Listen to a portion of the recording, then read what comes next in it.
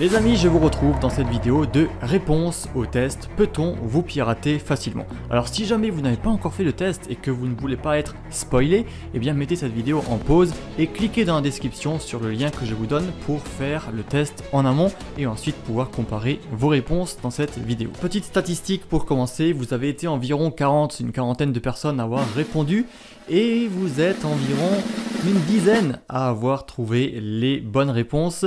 Alors rassurez-vous, si vous n'avez pas trouvé la bonne réponse ou si vous aviez des doutes, c'est normal, c'est un petit peu le but pour que justement ça soit un petit peu plus subtil.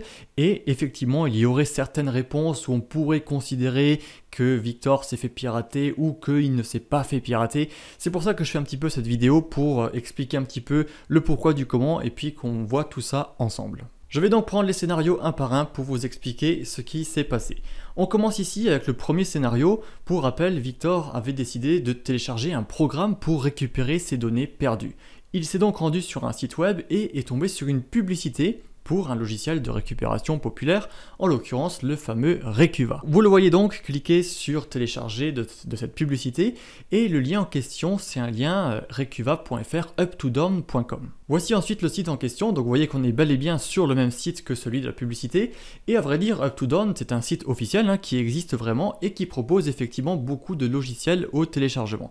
Maintenant le petit souci qu'il y a eu avec ça, c'est, et vous êtes sans doute beaucoup à l'avoir remarqué, c'est que le site de Recuva n'est pas officiel. On dit souvent attention, téléchargez les programmes sur des sites officiels uniquement parce qu'il peut y avoir des pièges, des mauvaises surprises, etc. si on ne télécharge pas le logiciel sur un site officiel. Donc par défaut, c'est déjà une petite erreur, c'est vrai. Vous voyez cependant dans la suite de la vidéo que le logiciel Recuva est bien existant, il a bel et bien été téléchargé et il fonctionne. Ce n'est donc a priori pas un faux logiciel, quoique on pourrait bien sûr imaginer beaucoup de choses. Et justement par rapport au problème que Victor rencontre ensuite, c'est-à-dire qu'il a des barres d'outils qui s'affichent dans son navigateur, et bien c'est également tiré d'un exemple réel où les logiciels, par exemple, qui se trouvent sur des sites non officiels, peuvent être livrés avec des barres d'outils, avec des composants supplémentaires, mais non indispensables, et parfois même non liés du tout avec le logiciel que vous voulez télécharger. Et c'est pour ça qu'on peut se retrouver avec ces barres d'outils, notamment si on a fait cliquer sur suivant, installer, etc., sans décocher les potentielles barres d'outils, etc. Et pour vous montrer que cet exemple était vraiment pratique, vraiment existant, vous voyez ici, j'ai fait un scan véritable virus total de ce programme Recuva, donc c'est RC Setup ici, et regardez, on a 6 antivirus sur les 70 utilisés qui ont bel et bien détecté quelque chose. Alors la plupart du temps, c'est, vous voyez justement toolbar Google, on a ici programme non souhaité, on a ici Piriform Bundler. Pour rappel, Piriform c'est la société qui a créé, qui est la société officielle qui gère Recuva. Et on a également ici un trojan, bon bref. On pourrait légitimement penser qu'il y a un virus et qu'il y a des barres d'outils. En plus, après je vous le montre dans la vidéo, il y a effectivement quelque chose qui a été détecté et qui a été supprimé. Cela dit, ça ne veut pas dire pour autant que Victor a été piraté parce que une barre d'outils, en soi, normalement, ne va pas voler votre compte mail ou Facebook par exemple. D'autant plus qu'il n'est pas dit dans ce scénario que Victor a tapé cet identifiant quelque part. Il pourrait donc juste avoir découvert cette barre d'outils le lendemain et l'avoir supprimée. Dans ce cas-là, il n'a pas été piraté. La réponse au premier scénario, c'était donc non, Victor n'a pas été piraté, mais vous avez raison, le logiciel aurait pu par exemple être livré avec un autre logiciel espion qui lui aurait récupéré les touches tapées au clavier, etc. Donc mieux vaut s'en méfier et vous avez tout à fait raison sur ce point. On arrive au scénario numéro 2 où Victor reçoit une invitation d'une supposée femme sur Facebook. Il s'engage ensuite dans une conversation avec cette personne pour parler un petit peu de tout et de rien, jusqu'au moment où cette personne lui envoie un lien pour télécharger l'application WhatsApp, sous-entendu WhatsApp. On y voit ensuite un lien Bitly. Ça vous a peut-être paru un petit peu curieux parce que vous ne connaissiez pas le lien, mais il faut savoir que c'est un raccourcisseur d'URL officiel qui est beaucoup utilisé et de plus en plus utilisé. Vous avez peut-être du coup même l'habitude maintenant de voir ce type de lien, mais le problème avec ces raccourcisseurs d'URL, c'est qu'ils cachent en fait également le lien final. Et comme on ne le voit pas ici sur cette simple capture d'écran, on pourrait penser qu'il n'y a rien de spécifique, rien de particulier avec ça, mais sur la capture précédente, vous voyez le lien cette fois-ci qui s'affiche et qui est whatsappvecviral.cf. Là encore, c'est un site que j'ai récupéré sur PhishTank, donc un véritable site de phishing qui était donc bel et bien utilisé, valide, pour subtiliser les identifiants des personnes, parce que là vous le voyez bien, on n'est pas du tout sur Facebook, on n'est pas du tout sur un site de WhatsApp, surtout que WhatsApp se télécharge sur le Google Play Store par exemple, ou sur l'App Store, peu importe.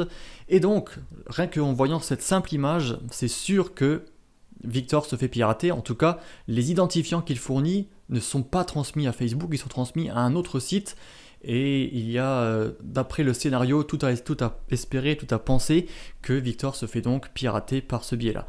Donc la morale, c'est faites attention à tout le scénario qui peut se passer avec une personne qui peut effectivement vous appeler. Il peut y avoir une voix d'une fille si c'est une fille, il peut y avoir une vidéo, même si je vous ai donné un petit peu des pistes en mettant une vidéo un petit peu floue pour vous montrer que c'est peut-être un petit peu suspect quand même, c'est pas non plus une vraie personne qui montre par exemple son nom, qui, je sais pas, il y a des preuves qu'on peut assez facilement récupérer et donner lorsqu'on fait une conversation avec une personne inconnue, alors que là c'était plutôt très virtuel, et voilà, donc c'était pour ça que vous pouviez assez facilement savoir que c'était une arnaque, et je crois qu'à peu près tout le monde a trouvé qu'ici c'était effectivement une tentative de phishing, et pour le coup plutôt réussi parce que je vous montre que Victor se connecte ensuite. Dans le scénario numéro 3, Victor achète un tapis de course sur le site Cdiscount.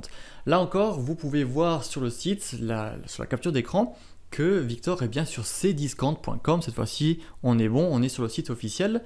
Il règle ensuite son paiement, c'est ici, paiement cdiscount.com, c'est toujours bon, c'est toujours officiel.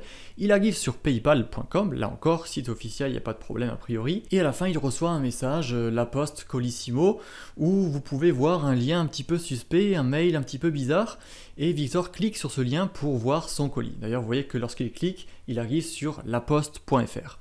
Donc si on revient un petit peu à ce mail qui paraît effectivement suspect, il faut savoir que c'est un vrai mail qui est bel et bien, qui arrive bel et bien de la Poste. Et pourtant on pourrait penser que c'est du phishing, que c'est bizarre, parce que c'est vrai qu'il présente un petit peu des traits suspects. Non seulement l'adresse email eservice-laposte.fr, on pourrait légitimement se dire, et on doit même se le dire, que c'est pas laposte.fr, c'est pas noreply@laposte.fr.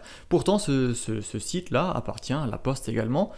Et ensuite on a le lien, on a e-service La Poste avec un T devant, et on a tout un espèce de texte ici qui veut rien dire, et qui là encore nous fait dire que bon, qu'est-ce que c'est que ce truc là, c'est un petit peu suspect ça, et on devrait mieux ne pas cliquer dessus. Eh bien vous avez en fait des sites de phishing qui sont très bien faits, très difficiles à repérer, et vous avez des mails officiels, légitimes, qui paraissent malheureusement un petit peu suspects, mais là du coup c'était plutôt un piège pour vous faire croire que justement il y a du phishing alors qu'il n'en est rien. D'ailleurs vous pouvez le voir ensuite, il est sur laposte.fr, donc là il n'est pas non plus piraté.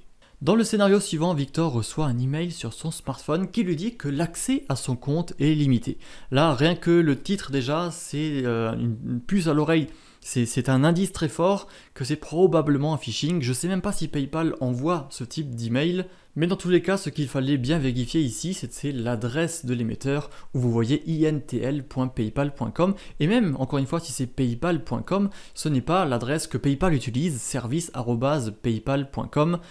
Et ici, c'est vraiment très comment dire, ambigu et très subtil, mais ce n'est en l'occurrence pas PayPal qui est utilisé. Et ensuite, je vous ai mis justement PayPal Inc. userupdate.com. Là encore, c'est un site réel que j'ai récupéré sur fishtank.com. C'était donc vraiment utilisé pour du phishing. Vous voyez que je me suis amusé à faire un scénario vraiment inspiré le plus possible de faits réels. Et donc là, vous voyez même le veuillez réessayer qui n'a pas l'air du tout standard et logique. Et vous voyez après le veuillez réessayer, Victor retombe cette fois-ci sur le site officiel paypal.com. Là encore, c'est une technique très utilisée dans le phishing qui consiste tout simplement à vous rediriger, une fois que vous avez donné vos identifiants, vers le vrai site.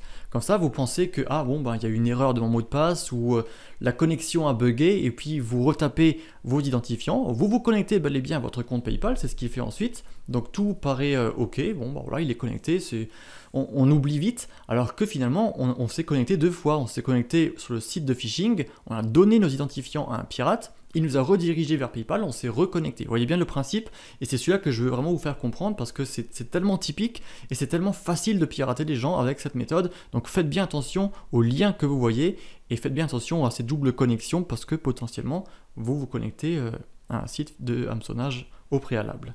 Dans le scénario suivant, je parlais de Pierre qui est un un ami entre guillemets de Victor et qui lui propose un dossier de fichiers pour accélérer son ordinateur. Alors je vais me mettre sur l'écran, voilà. Et là vous voyez, alors je ne sais pas si tout le monde l'a vu, je crois que vous êtes plutôt nombreux à vous être trompés là-dessus parce que vous vous êtes fait avoir par les éléments visuels et il faut savoir que même si le dit fichier ou le dit dossier semble justement être un dossier par son icône, si vous regardez dans la colonne type, il y a marqué application et la taille elle-même peut être falsifiée. Ce qui fait que cette application, c'est bel et bien une application, c'est un programme.exe. Vous voyez qu'ici, il y a 3 petits points qui masquent la fin du nom, mais la fin, c'est tout simplement .exe. Donc, c'est un programme que Victor exécute, et c'est pour ça que dans le scénario, il clique dessus, il n'y a rien qui se passe. Forcément, il n'y a rien qui se passe, parce que le logiciel malveillant n'a pas d'interface, il est totalement discret, il se lance en arrière-plan, et donc Victor clique même plusieurs fois dessus, et puis il se dit, bon, ça marche pas, c'est à cause de mon PC, et c'est pour ça que les lenteurs, c'est souvent très utile aux pirates pour faire croire justement à la victime que c'est excellent, mon PC, ça marche pas, bref, on abandonne vite, on sait pas. Et pendant ce temps-là, le programme malveillant, lui, fonctionne très bien sur l'ordinateur et il récupère tous les identifiants, tout ce qui, peu importe, il peut même chiffrer des fichiers. On a vraiment un choix assez gros. Et pour en revenir à notre ami Pierre, eh bien, non seulement les amis que vous pensez avoir ne sont pas forcément des amis, ils peuvent très bien être finalement malveillants envers vous. Il faut savoir également que vos amis peuvent être piratés. Par exemple, sur les réseaux sociaux, une personne pourrait pirater n'importe lequel de vos amis et ensuite vous contacter en se faisant passer pour lui. Il va donc bénéficier de cette espèce de crédibilité qu'a votre ami pour vous faire installer des choses. Ça, c'est également très populaire. Et voilà, il y a beaucoup de solutions, de possibilités comme ça qu'il faut savoir reconnaître. Et surtout ici, il fallait bien faire attention à l'icône. Je sais que ça paraît tout à fait subtil et puis invraisemblable, et pourtant ça existe. Et enfin, dernier scénario où Victor est sur un site qui paraît tout à fait normal. Ici, en l'occurrence, c'était BFM TV. Donc là encore, site officiel, pas de souci. Seulement, il y a une boîte de dialogue qui s'affiche et qui indique que le système Windows est corrompu. Ça fait partie de ce qu'on appelle le malvertising, qui consiste à injecter des publicités malveillantes dans des sites légitimes officiels.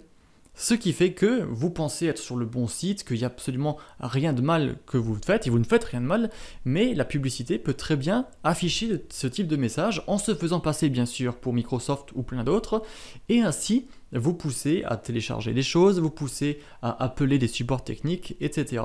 Donc ça c'est une arnaque aussi bien connue qui s'appelle justement l'arnaque au support technique, dans laquelle on vous fait croire que votre PC est corrompu, qu'il y a plein de problèmes, que vous devez donc appeler un numéro sûrement surtaxé, ou en tout cas une personne à l'autre bout du fil va vous faire des manipulations qui ne sont en fait rien de spécial, et il va vous demander ensuite de l'argent, par exemple 200 €, je crois que j'avais dit dans l'exemple qui demandait 200 ou 250 €, et donc on ne se fait pas pirater, mais on perd de l'argent assez bêtement, sauf si justement on installe en plus un programme qui nous pirate. Donc ici en plus je dis que Victor ne donne pas suite, etc.